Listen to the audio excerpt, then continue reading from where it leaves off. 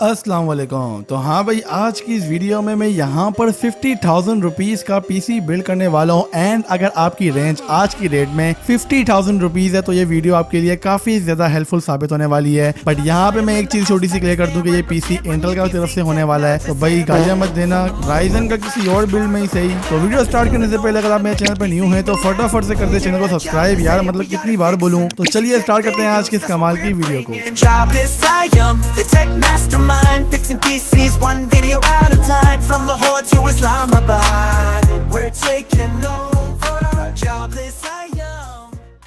So first of all हम यहाँ पे बात करते हैं अपने प्रोसेसर की। So the processor we are using here is Core i7 third generation and third generation में आप यहाँ पे सिंपली 3770 परचेज कर सकते हैं। ऑब्वियसली अगर आपके पास ये प्रोसेसर होगा तो आपके पास S61 मदरबोर्ड यूज्ड होगा एंड ये इसका लास्ट प्रोसेसर है भाई, इससे ऊपर आप नहीं जा सकते until unless you are using a K1 processor. And अगर तो आपको प्राइस थोड़ी ज्यादा देखने को मिलती है तो आप सिंपली यहाँ पे प्री बिल्ड की तरफ जा सकते हैं जिसमें ऑब्वियसली मदरबोर्ड पहले से लगा हुआ होगा। अगर आपको प्राइस फिर भी ज्यादा देखने को मिलती है, आप किसी और सिटी में रहते हैं, last option is you can purchase Core i5 fourth generation and H81 motherboard, या फिर इसके साथ भी प्री बिल्ड ही लेना भाई, और क्या बोलूं। वेल हमारे पास यहाँ पे जो रैम है वो 8GB रैम होने वाली है, 1600 मेगाहर्ट्ज में एटलीस्ट होनी चाहिए। 500GB की यहाँ पे हार्ड ड्राइव यूज होगी एंड 128GB की हम यहाँ पे SSD यूज करेंगे। 500 वॉट 80+ की पावर सप्लाई यूज होगी। बट अगर आप यहाँ पे प्री बिल्ड की तरफ जाएंगे तो पावर सप्लाई पहले से लगी हुई होगी, तो उसको निकाल के भाई यही वाली लगा दूंगा, क्योंकि बाज़ औक़ात क्या यार मोस्टली यहाँ पे जो पावर सप्लाई प्री बिल्ड्स में लगी होती है वो काफी ज्यादा कम वॉट्स की होती है। तो भाई नॉर्मल केस के साथ ये पीसी आपको पाकिस्तानी मार्केट्स पर अराउंड 22,000 रुपीज तक का कॉस्ट कर लेगा इंशाल्लाह। मैक्सिमम इसकी प्राइस 23,000 तक जा सकती है,